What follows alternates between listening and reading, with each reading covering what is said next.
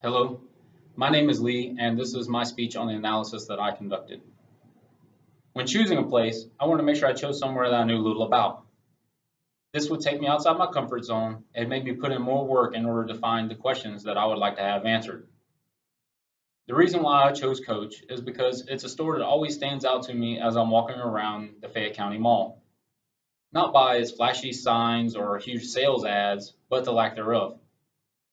It's a store that stands out as clean and organized, which is very appealing to me. Before I conducted my in-store analysis, I didn't understand why Coach displayed their items the way that they do at the prices that they have. I'd walk into other stores like Target and Walmart and see similar items laying around on tables with other like items, and I couldn't answer the question, why Coach? After I conducted my analysis, I realized that the environment can change how we perceive things. If we see an item laying on a table with other like items in no particular order, then it will be treated as such. But if we take that same item and we display it on its own as something unique, then it will be treated as something special. When I first walked into the Coach store, I noticed that it is very neat, organized, and very clean. Every item inside is displayed by itself on its own as if it was a work of art. I was able to move around the store freely without being hassled by customer service representatives or sales associates, which is different from what you would typically have at other stores. There were people there that were working, but they allowed me to walk through the store freely and enjoy the experience without being hassled. The combination of the colors and shapes that are throughout the whole store made me feel like I was part of an upscale event. The lighting that they have displayed around, that they have around every single item seemed to draw my attention towards it as if it needs to be admired. This can be related to psychological positioning, which Domingo explains as using lighting in order to draw our attention towards an object.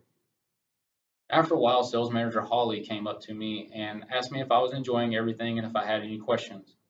I explained to her what I was there doing, and she proceeded to walk me around the store and explain every item in that store in great detail as if she was there when it was being made. Holly also explained that every purse inside the Coach is still handmade just like it was in the early 1900s. The people that were working there were very neat and organized and very well dressed and well spoken, as if they were catering to an event. Even though they knew that I wasn't there to buy anything, they still treated me as a paying customer. And they also treated me as if me being there actually mattered.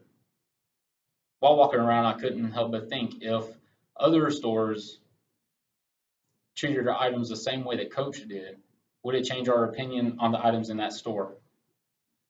We would walk around and pick up items, look at them, and then put them back down in no particular order with the other items that are scattered throughout the table, and wouldn't really think much of it. Nothing really stands out as a must-have, gotta-have item. But if we change the atmosphere around that item, then we've just changed how it's perceived. I walked into Coach not understanding why they sold their items, why their items are different. But I left understanding that they treat their items and their people unique, which allows them to stand out as affordable luxury retail. I would encourage others who are conducting an analysis to pick a place they know little about.